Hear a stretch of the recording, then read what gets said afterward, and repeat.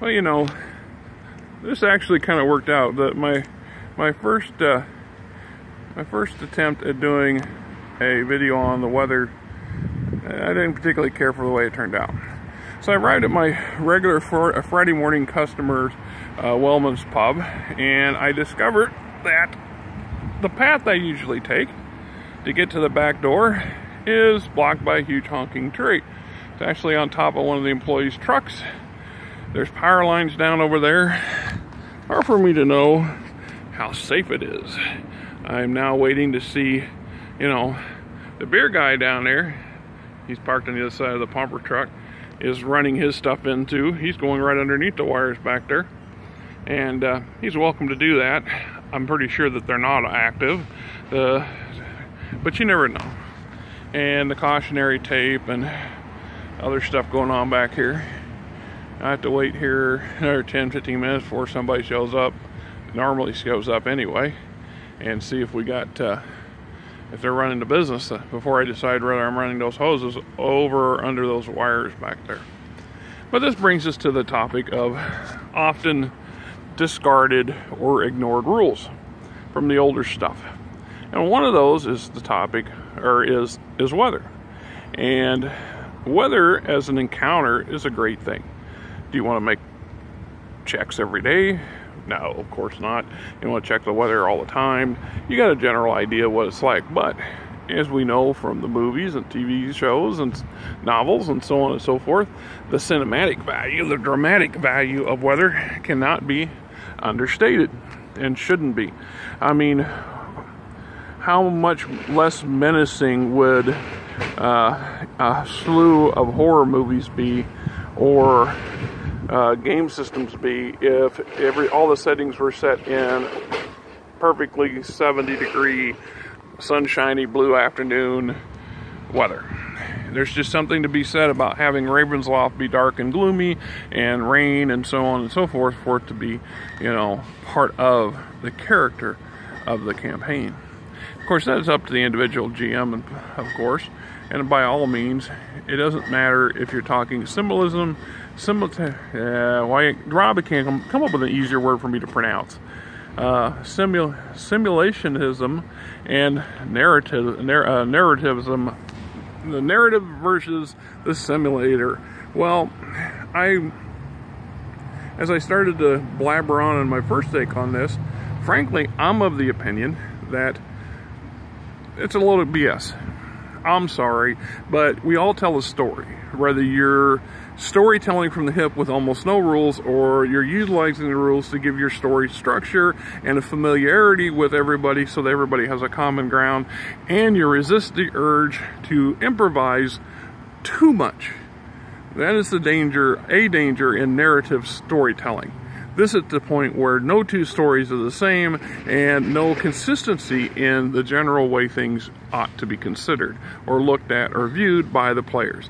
Now, if you have players that are okay with that style, great. If that's your thing, great.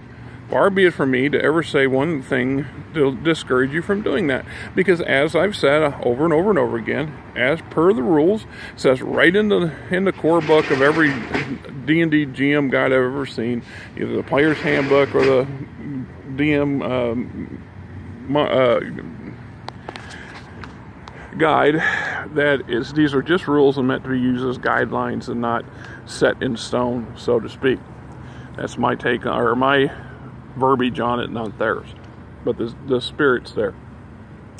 So the fact that we ourselves go through our entire lives coping with the environment around us is a grand example as well, because now we've got things like, you know, heavy rains, powerful winds, you know, severe weather, mild weather, extremely hot, extremely cold, even average run-of-the-mill that can be problematic. I just drove across the city, and the rivers are up, the streams are up. There are areas that are still recovering from our mini floods that we had last Saturday. So we're not even a week later, and we're still having detours. We're still having other issues. I mean, as far as I know, this tree came down last weekend. Haven't been here since Friday, so it's past Friday, so it is what it is. And a great example.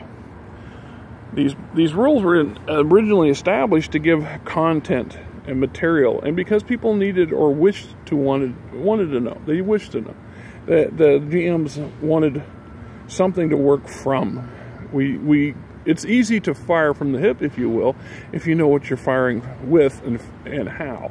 If you're just making stuff up out of the blue and you've never played an RPG of any sort whatsoever, and you decided one day to just create something from nothing and tell stories around it, that's a great thing. But you find yourself having to create from scratch all this stuff. Ask any person who's worked on their own RPG, their own game system. I hear it all the time on the various channels that I follow. You know, I didn't realize this would be as hard as it would, or it's going to take me longer than I thought, or somebody help me. You know, or usually when somebody's going around asking me to, you know, asking us questions on how to go about doing something for creating their own game system, a lot of times it's because they really want you to create it for them, because they just don't want to spend the effort and time it takes and the trial and error and the success and failure of creating something from scratch, which reality is very difficult to do today, since most stuff, as you've got to know, has been already attempted, established, or done. All we're doing is building upon existing material and altering it in some way that favors our particular view or our pursuit of. So the weather is no different than that. Too many times I've seen GMs in games I've played, and myself as a GM have been guilty of ignoring the potential for the dramatic or challenging factors of utilizing weather. You don't have to have, like I said, roll a dice every day to check the weather. You can just do them randomly. It's just like dealing with travel or encumbrance or subsistence. Subsistence is an issue when it comes up, when they're in a situation. Well, travel is part and parcel of getting from here to there to achieve the thing. Whether you snap your fingers and cinematically they've traveled 3 weeks in an instant, the fact that we've done a wink and a nod at it doesn't change the fact that the players, ideally, time has still passed. They've still made that journey. They've still consumed materials, substances, supplies, so on and so forth. And even if they're modestly accounted for it, you're still accounting for it. If you spin it in a story, it's no different than spinning a dice on the table.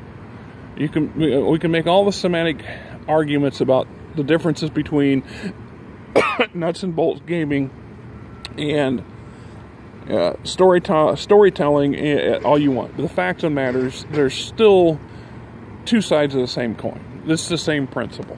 And at some point, somewhere, you mix the elements from both sides into your game. Otherwise, you don't have much of a game. I'm just saying.